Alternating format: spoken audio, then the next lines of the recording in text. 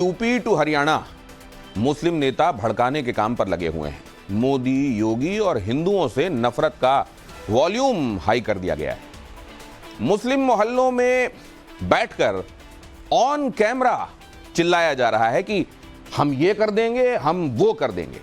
सवाल यह है कि आखिर ये एक्सपेरिमेंट क्यों किए जा रहे हैं, क्यों मरने मारने और इलाका छोड़ने वाली धमकियां दी जा रही हैं? इससे किसका हित साधन हो रहा है? Inside story, big and bold. किसी भी सूरत में बख्शूंगा नहीं, या तो उनको मेवात छोड़ना पड़ेगा, यहाँ नहीं रहना पड़ेगा, यहाँ बाहर जाना पड़ेगा। हिफाजत करने के लिए अगर हमें अपनी जान देना पड़े तो कदम पीछे नहीं हटाएंगे, और जान देना पड़े तो कदम पीछे नहीं हटाएंगे। जब समाजवादी पार्टी की सरकार आएगी तो एनकाउंटर जिसने भी फर्जी एनकाउंटर जिन अधिकारियों ने किया है, मैं और हमारी पार्टी पूरी उसके खिलाफ है। फर्जी एनकाउंटर की उसकी हम जांच कराएंगे। राहुल गांधी के विधायक मामन खान हिंदुओं को धमकी दे रहे हैं। अखिलेश यादव के सांसद जियाउर रहमान बर्क यूपी के पुलिस वालों को धमका रहे हैं। मौलाना तौकीर रजा सीधे सीधे प्रधानमंत्री मोदी को चैलेंज कर रहे हैं। अंदाज धमकी भरा है, एजेंडा मुस्लिम वोट है, टारगेट पर हिंदू और हिंदुत्ववादी पार्टी बीजेपी है। 13 महीने पहले हुए हरियाणा के नूह दंगे को कौन भूल सकता है? हिंदुओं पर पत्थर बरसाए गए, घर जलाए गए, बंधक बनाए गए, डराया गया, धमकाया गया और इस आग में चिंगारी लगाने का काम किया था कांग्रेस विधायक मामन खान ने। कांग्रेस के नेता मामन खान ने एक बार फिर माइक थामा और उसी तरह हिंदुओं को खुलेआम धमकाने लगे। नूह के मुसलमानों के जहन में दंगों का सीन रिक्रिएट कराने लगे। दर्द सबको है, पता सबको है, और वक्त आएगा, सरकार बनेगी इंशाअल्लाह। जिन जालिमों ने हमारे बच्चों के साथ अन्याय किया है, मुझे एक एक की पता है, एक एक को जानता हूं, जिन्होंने लिस्ट दी है। किसी भी सूरत में बख्शूंगा नहीं, या तो उनको मेवात छोड़ना पड़ेगा, यहाँ नहीं रहना पड़ेगा, यहाँ बाहर जाना पड़ेगा। मामन खान हरियाणा के फिरोजपुर झिरका से विधायक हैं। मेवात के ऐसे नेताओं की लिस्ट में शामिल हैं जिनके एजेंडे में एंटी हिंदू एलिमेंट टॉप पर रहता है। मामन खान नूह दंगों में शामिल होने के कारण जेल जा चुके हैं। उन पर 4 केस दर्ज हुए थे।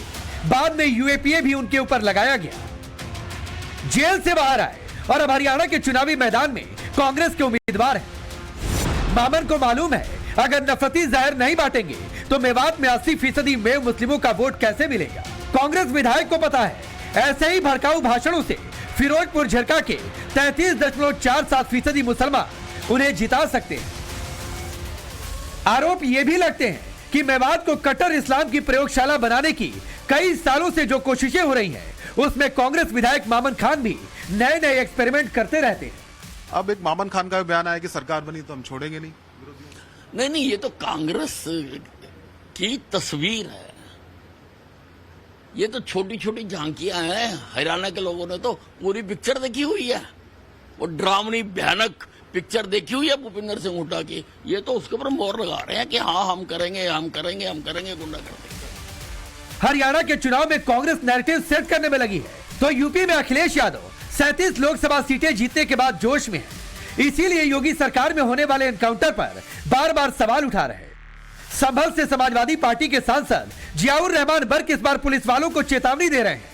27 में समाजवादियों की सत्ता आने पर सख्त कार्रवाई करेंगे, ये धमकी ऑन कैमरा दे रहे हैं। खासतौर से इस प्रदेश में बीजेपी की सरकार आने के बाद में एक लंबा दौर चला है जो मुसलमान, यादव समाज और ओबीसी के लोगों के एनकाउंटर हुए हैं। मैं ये कहता हूँ कि अगर कोई भी व्यक्ति है, चाहे वो मजलूम है या मुजरिम है, उसकी जान लेने का अधिकार ऐसे पुलिस प्रशासन को हमारा संविधान या कानून नहीं देता। जब समाजवादी पार्टी की सरकार आएगी तो एनकाउंटर जिसने भी फर्जी एनकाउंटर जिन अधिकारियों ने किया है, मैं और हमारी पार्टी पूरी उसके खिलाफ है। फर्जी एनकाउंटर की उसकी हम जांच कराएंगे और जांच करा करके जो भी इसमें अधिकारी संलिप्त होंगे उनके खिलाफ सख्त से सख्त कार्रवाई कराने का काम किया जाएगा। मगर योगी की पुलिस ऐसी धमकियों से इत्तेफाक नहीं रखती। सपा सांसद के इस बयान के फौरन बाद गाजीपुर में एनकाउंटर हुआ और उसमें जाहिद मारा गया। जाहिद को उसी एसटीएफ ने ढेर किया जिसे अखिलेश सरेआम ठोको फोर्स बुलाते हैं। जाहिद 1 लाख का इनामी बदमाश था। वो शराब तस्करी के धंधे में लिप्त था। 2 आरपीएफ सिपाहियों को धक्का देकर मारने वाले गैंग का हिस्सा था। बिहार के रहने वाले जाहिद का जैसे ही यूपी एसटीएफ से सामना हुआ तो उसके गुनाह का पूरा हिसाब किताब किया गया। जिस अपराधी ने आरपीएफ के जवानों की हत्या की, मुठभेड़ में वो मारा जाता है, तो समाजवादी पार्टी उसके बचाव में भी सामने आ गई है। अखिलेश यादव ने सारी लाज शर्म छोड़ दी है। समाजवादी पार्टी विक्षिप्त अवस्था में पहुंच गई है। यूपी में बीते 48 घंटों में यह छठा एनकाउंटर है जिसमें मुसलमान आरोपी भी मारा गया और ठाकुर भी ढेर किया गया। यादव सरनेम वाला हिस्ट्री शीटर भी मारा गया। अखिलेश एनकाउंटर में जाति वाला नैरेटिव खोज रहे जबकि योगी उसे ध्वस्त कर रहे, इसीलिए वो बार बार कह रहे बटेंगे तो कटेंगे। बहनों और भाइयों, एक प्रश्न मैं केवल आपसे पूछूंगा यही, आखिर अयोध्या में 500 वर्षों तक क्यों हमें इंतजार करना पड़ा था? क्यों ऐसी स्थिति पैदा हुई थी? क्यों प्रभु राम लला के भव्य मंदिर को तोड़ करके आक्रांताओं ने एक गुलामी का ढांचा खड़ा कर दिया था? कारण एक ही है और निवारण भी एक ही है। बंटे थे इसलिए कटे थे। और मैं फिर आपसे कहूंगा, बंटिए मत, एकजुट होकर के विकास और सुरक्षा के इस माहौल में आगे बढ़िए।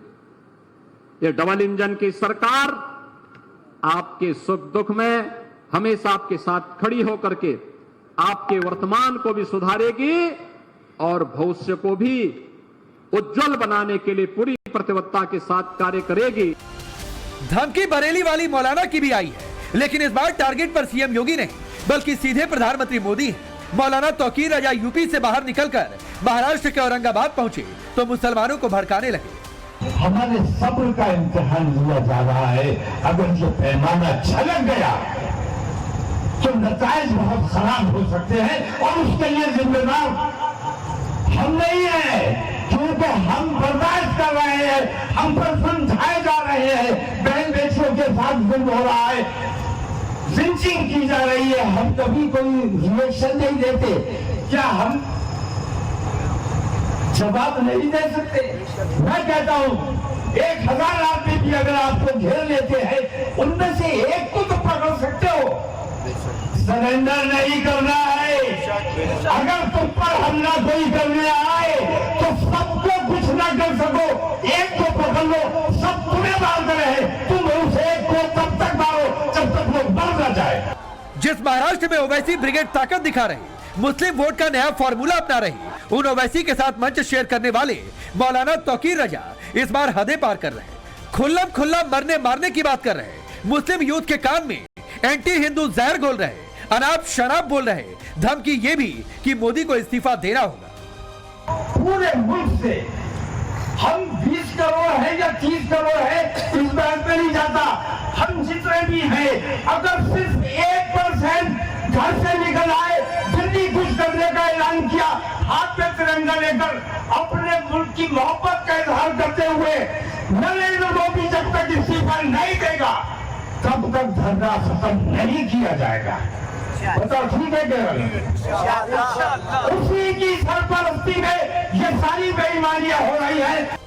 तो सवाल ये है, UP to Maharashtra via Haryana धमकी वाला एपिसोड क्यों शुरू हुआ? क्या ये सिर्फ चुनावी है या फिर मैसेज बहुत बड़ा है? तो इसकी कुछ कॉमन बातें जान लीजिए। ये सारी बयानबाजी बीजेपी के विरोध में हो रही है। कवायद तीनों ही राज्यों में बीजेपी को हराने की है। मुसलमान के वोटों की ठेकेदारी का दम भरने वाले इन नेताओं के शब्द बहुत हद तक जाकिर नाइक से मेल खाते हैं, जो कहता है मोदी जब सत्ता से जाएंगे तभी वो भारत जाएगा। Bureau report, Times Now Bharat.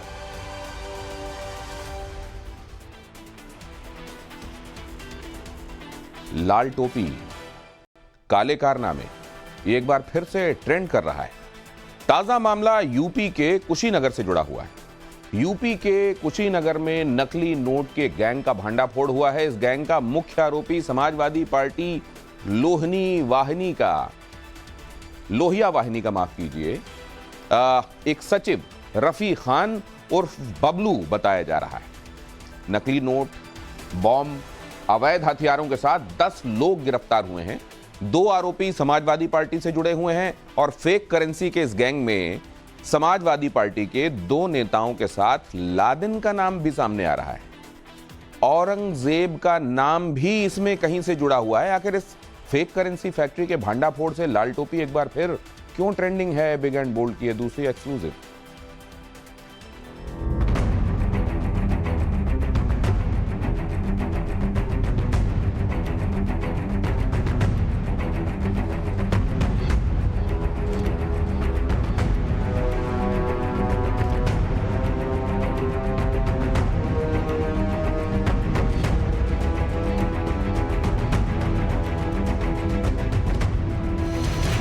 काली कमाई, नकली नोटों की छपाई। आरोपों के मुताबिक गैंग का सरगना सपाई। सोशल मीडिया पर एसपी चीफ अखिलेश यादव की रुसवाई। उपचुनाव से पहले पीडीए वाले अब कैसे करेंगे इस डेंट की भरपाई। नकली नोटों की छपाई वाले ये नटवरलाल अब जेल यात्रा पर है। आरोप है कि ये नकली नोटों की छपाई का गोरखधंधा धड़ल्ले से चला रहे थे। उत्तर प्रदेश के कुशीनगर में पुलिस ने जाली नोट के इंटरनेशनल गैंग का भंडाफोड़ किया है। पुलिस ने जाली नोट के खेल में समाजवादी पार्टी के 2 नेताओं समेत 10 आरोपियों को गिरफ्तार किया है। यह रफी उर्फ बबलू खान है। रफी की गिरफ्तारी के बाद उसकी समाजवादी पार्टी के मुखिया अखिलेश यादव के साथ की तस्वीरें सोशल मीडिया पर वायरल हैं। रफी खान समाजवादी लोहिया लोहिनी का राष्ट्रीय सचिव है। बताया जा रहा है कि जाली नोटों का एक गोरखधंधा रफी की सरपरस्ती में चल रहा था। रफी खान की यूपी कांग्रेस के अध्यक्ष अजय राय के साथ भी तस्वीरें सामने आई हैं।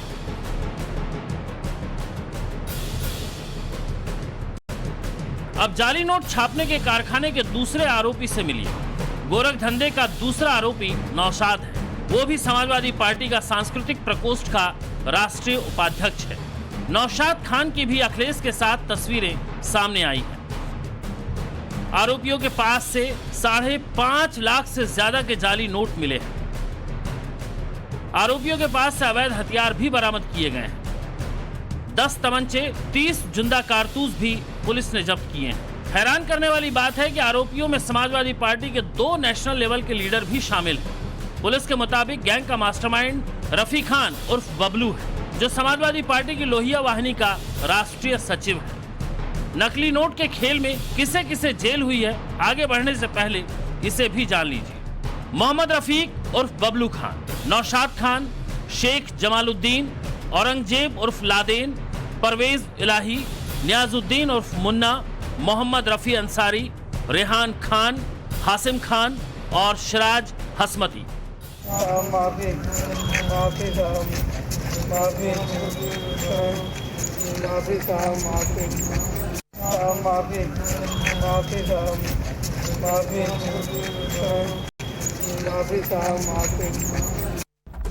कैमरे के आगे हाथ जोड़कर गुनाहों से तौबा करने वाले इन देश के दुश्मनों को गौर से देखिए। ये दीमक बनकर देश की अर्थव्यवस्था को खोखला करने में लगे हैं। नकली भारतीय रुपयों का कारोबार करके देश के खिलाफ बड़े आर्थिक नुकसान की साजिश रच रहे थे। इंटरनेशनल जाली नोट गैंग का पर्दाफाश हुआ है। गैंग के सरगना के तौर पर समाजवादी पार्टी के नेता का नाम सामने आया है। अखिलेश के साथ आरोपी की तस्वीरें सामने आने के बाद गांव से लेकर मोहल्लों तक, चौक से लेकर चौराहों तक इसी बात की चर्चा है कि आरोपी नेताओं पर क्या अखिलेश यादव एक्शन लेंगे? अगर हां तो कब लेंगे? क्योंकि यूपी के 10 विधानसभा सीटों के उपचुनाव में सपा नेताओं के तमाम कारनामे मुद्दा बनेंगे। इससे कोई इनकार नहीं कर सकता। नकली नोट से जुड़े इस कांड में समाजवादी पार्टी का कनेक्शन सामने आने के बाद अब कई सवाल उठने लगे हैं। हर रोज आपराधिक मामलों में समाजवादी पार्टी के नेताओं के नाम सामने आने के बाद यकीनी तौर पे अखिलेश यादव की मुश्किलें बढ़ने लगी हैं। पिछले 15 दिनों के दौरान समाजवादी पार्टी के नेताओं के काले कारनामे एक के बाद सामने आए हैं और नौशाद खान से लेकर मोईद खान और रफी खान तक जैसे समाजवादी पार्टी के नेताओं के ऊपर जिस तरीके के आरोप लगे हैं और इन आरोपों पर अखिलेश यादव की चुप्पी हैरान करती है। कुशीनगर में जाली नोट के कारोबार में लिप्त 2 आरोपी समाजवादी पार्टी से जुड़े हैं, लेकिन समाजवादी पार्टी के मुखिया इस पर खामोश है। भदोई से एसपी विधायक जाहिद बेग बंधुआ बाल श्रम सहित गंभीर धाराओं में न्यायिक हिरासत में है। अखिलेश यादव खामोश है। समाजवादी पार्टी के नेता वीरेंद्र पाल बहादुर पर रेप का आरोप है। अखिलेश यादव खामोश है। साजिद अली समाजवादी पार्टी के सांसद मोहिबुल्लाह नदवी के करीबी, नाबालिग से रेप का आरोप, अखिलेश यादव खामोश। समाजवादी पार्टी नेता मोहम्मद मोहित खान गैंगरेप का आरोपी, अखिलेश यादव खामोश। एसपी नेता नवाब सिंह यादव किशोरी से दुष्कर्म का आरोप, पीड़िता के साथ DNA sample match, Akhilesh Yadav खामोश। लेकिन सुल्तानपुर मुठभेड़ पर अखिलेश रोज बोलते हैं। बीजेपी को घेरने के लिए अखिलेश हर दिन कुछ ना कुछ कहते हैं, सोशल मीडिया पर पोस्ट शेयर करते हैं, लेकिन वहीं जब समाजवादी पार्टी के नेताओं पर आरोप लगते हैं तो खामोशी की चादर ओढ़ लेते हैं। मिसाल के तौर पर इस सबसे ताजे मामले को ही ले लीजिए। कुशीनगर में पुलिस ने जाली नोट के इंटरनेशनल गैंग का भंडाफोड़ किया। 10 आरोपियों में 2 का समाजवादी पार्टी से कनेक्शन खुले तौर पर सामने आया, लेकिन अखिलेश यादव ने इस मामले में ना तो मीडिया के कैमरों के सामने कुछ कहा और ना ही सोशल मीडिया पर कुछ लिखा। इस मामले पर समाजवादी पार्टी के प्रवक्ता सुनील साजन की प्रतिक्रिया जरूर सामने आई। जब से बीजेपी 2024 में उत्तर प्रदेश में लोकसभा का चुनाव हारी है, तब से केवल योगी आदित्यनाथ जी का एक ही एजेंडा है। उनके अधिकारी, उनके पुलिस केवल इस पर काम कर रहे हैं कि भारतीय जनता पार्टी के इशारे पर समाजवादी पार्टी के नेताओं को फर्जी मुकदमे में फंसाना, उन पर एफआईआर करना, उनको जेल भेजना, जिससे समाजवादी पार्टी को बदनाम कर सकें, माननीय अखिलेश यादव जी को बदनाम कर सकें। एक तरफ फर्जी मुकदमे का आरोप, वहीं दूसरी तरफ कुशीनगर से ऑपरेट हो रहे इंटरनेशनल जाली नोट गैंग को लेकर तमाम आरोप सामने आ रहे हैं। इस मामले में पुलिस ने कुल 10 लोगों को गिरफ्तार किया है। आरोपियों के पास से 5,50,000 से ज्यादा के नकली नोट बरामद किए गए हैं। 1 लाख रुपए से ज्यादा की नकदी भी मिली है। 10 तमंचे, 30 जिंदा कारतूस भी बरामद किए गए हैं। 12 इस्तेमाल किए हुए कारतूस भी बरामद हुए हैं। 4 सुतली बम, 10 आधार कार्ड और 10 ATM card, 13 mobile, 26 SIM card और 8 लैपटॉप मिले। आरोपियों के पास नेपाल की करेंसी भी मिली है। आरोप है कि ये गिरोह यूपी और बिहार के बॉर्डर इलाके में सक्रिय था। यही नहीं, इस गिरोह के तार सीमा पार नेपाल से भी जुड़े हैं। ये सभी एक शातिर किस्म के इसमें कई बदमाश हैं जो कि जाली नोटों के कारोबार में डील करते हैं और साथ ही साथ जो अवैध असला है इसका इस्तेमाल करके लोगों को डराना धमकाना, जो जमीनें हैं उनको अपने नाम लिखवा लेना, फर्जी मुकदमे लिखवा के, ये सभी चीजें करते हैं। इनके पास से नेपाल की भी करेंसी मिली है और नेपाल में भी इनके आवागमन की इनकी सूचना प्राप्त हुई है। मामला फेक करेंसी से जुड़ा है। फेक करेंसी फैक्ट्री चलाने का आरोप समाजवादी पार्टी के नेता पर लगा है। इंटरनेशनल रैकेट से तार जुड़े हैं। मास्टरमाइंड के तौर पर समाजवादी पार्टी का नेता गिरफ्तार हुआ है। लिहाजा योगी सरकार के मंत्री फ्रंट फुट से अखिलेश यादव पर अटैक कर रहे हैं। समाजवादी क्या जो अपराधी न हो, असली परिभाषा तो पहले से ही है, जितना बड़ा अपराधी उतना बड़ा समाजवादी। हमेशा से आम पब्लिक भी रिकॉग्नाइज भी करती है। अभी भी आप देख रहे होंगे जितने पकड़ आ रहे हैं, हर पकड़ में प्रत्यक्ष अप्रत्यक्ष रूप से सीधा कहीं न कहीं इनकी सहभागिता विवेचना में, वर्कआउट करने में निकल के आ रही है। तो मुझे लगता है कि अब इसको अखिलेश जी को इस विषय पर चिंता करनी चाहिए। हर मामले में सपा नेता क्यों आ रहे हैं? अयोध्या में रेप कांड में सपा नेता, कन्नौज में रेप कांड में सपा नेता, मऊ के रेप कांड में सपा नेता, अब नकली नोट वाले में भी सपा नेता। हर काम सपा नेता करते हैं। दुर्भाग्य है कि ऐसे लोग धरती पर देश के दुश्मन हैं, समाज के दुश्मन हैं। इन लोगों को तो तत्काल गिरफ्तार करके इनको सीधे जेल में भेजने की जमानत नहीं होनी चाहिए ऐसे लोगों को।